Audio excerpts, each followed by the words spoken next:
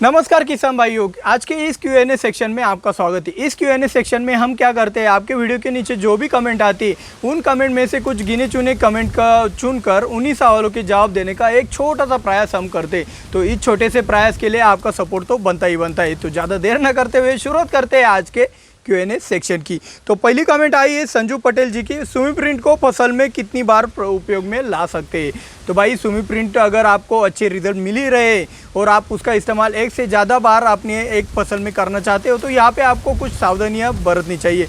पहली बात है कि आपके सवाल का जवाब ये है कि आप 2 से 3 बार सुमी प्रिंट का इस्तेमाल कर सकते हैं, लेकिन इस्तेमाल करते वक्त आपको ये ध्यान में रखना है कि लगातार इसका इस्तेमाल नहीं करना है। बीच में कोई अल्टरनेटिव इंसेक्टिसाइड का भी इस्तेमाल कर लोगे तो इंसेक्ट में इसके प्रति जो रेजिस्टेंस डेवलप होता है वो नहीं होगा और आपको इस इंसेक्टिसाइड के रिजल्ट सालों साल मिलते रहेंगे। तो ये आप ज़रूर कीजिएगा। तो अगली कमेंट की है दुर्गेश वर्मा जी ने, एसिपेट और रोगर का स्प्रे फ्लावरिंग स्टेज में कर सकते हैं क्या।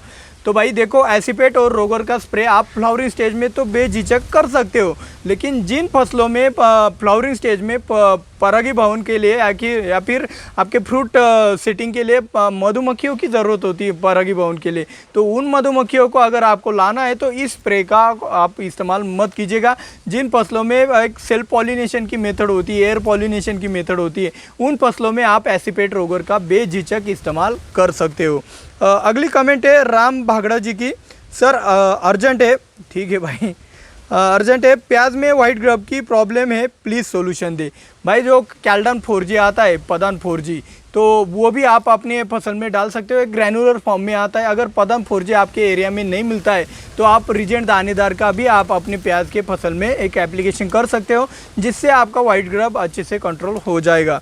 अगली कमेंट की है अनंता परिसे जी ने, इंसेक्टिसाइड के साथ प्लेनोपिक्स का उपयोग कर सकते हैं क्या। इसका मतलब आप हमारी वीडियो पूरी नहीं देखते और सीधा कमेंट कर देते हो कि भाई इसका उपयोग इसके साथ कर सकते हो क्या।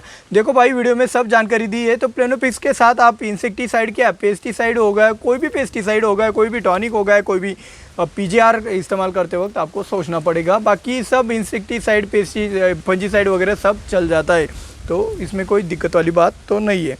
पंकज गुर्जर जी ने कमेंट किया, इसे एप्पल बेयर में दे सकते हैं क्या। भाई एप्पल बेयर में अगर आप प्लेनोपिक्स का इस्तेमाल करते हो तो आपकी सेटिंग बहुत ज़्यादा बढ़ जाएगी, और सेटिंग बढ़ाने के लिए आपका प्लेनोपिक्स बहुत ही सस्ता भी हो जाता है और बहुत ही बढ़िया साबित होता है। इससे ड्रॉपिंग भी रुक जाती है। तो एप्पल बेयर में अगर आप ये प्लेनोपिक्स का इस्तेमाल करते हो तो आपके लिए बहुत ही अच्छा रहेगा, और आपका ये चुनाव मेरे को बहुत ही पसंद आ गया। तो युवराज चौधरी जी ने कमेंट किया है, गोभी को क्यूराक्रॉन चलेगा क्या। भाई गोभी के फसल में अगर क्यूराक्रॉन डालना चाहते हो तो चलने को तो चल जाएगा, लेकिन ज़मीन में नमी होनी चाहिए, तभी आपको गोभी के फसल में क्यूराक्रॉन डालना चाहिए, वरना इसके साइड इफेक्ट भी आपको गोभी के फसल में दिख सकते हैं। दादाराव जंगम जी ने कमेंट किया है, नवीन नवीन बातें सिखाते बताते हो दिव्यराज भाई, मगर कंटिन्यू बारिश शुरू होने के कारण डस्टिंग कैसे कर सकते हैं, पाउडर गीला होगा। इनका दादाराव जंगम जी का कमेंट है कि भाई अगर बारिश गिर रहा है और बारिश में आप डस्टिंग करते हो तो वो पाउडर गीला हो जाएगा, तो आप कैसे डस्टिंग कर सकते हो, तो उसका फ़ायदा क्या हो सकता है, ये इनका सवाल। तो इस सवाल का जवाब ये है कि देखो भाई, बारिश गिर रही है और बारिश गिरते गिरते अगर थोड़ी बहुत रुकती है या फिर थोड़ा बहुत बारिश कम हो जाता है, तो कम बारिश में भी अगर आप डस्टिंग करते हो तो डस्टिंग करने के बाद जो पाउडर आपके पत्तियों के ऊपर गिरती है तो उसमें अगर बारिश का पानी भी गिरता है तो वो अच्छे से चिपक जाती है। तो यही तो डस्टिंग का मोड ऑफ एक्शन है भाई, इसीलिए तो उसके रिजल्ट बहुत ही बढ़िया आते। तो ये आप दिमाग में से निकाल दें कि बारिश चालू होते वक्त हम डस्टिंग कैसे करें। आपको सिर्फ क्या करना है, आपके हाथ में जो डस्ट होती है, जो भी आप M45 कॉपर डस्ट इस्तेमाल करना चाहते हो, वो डस्ट आपको गीली नहीं होने देनी, बाकी सब चल जाता है, कोई दिक्कत वाली बात उसमें नहीं होती है। तो शिरगिरे जी ने कमेंट किया है, भाऊ मोठ्या फळबागेला कशी करायची डस्टिंग।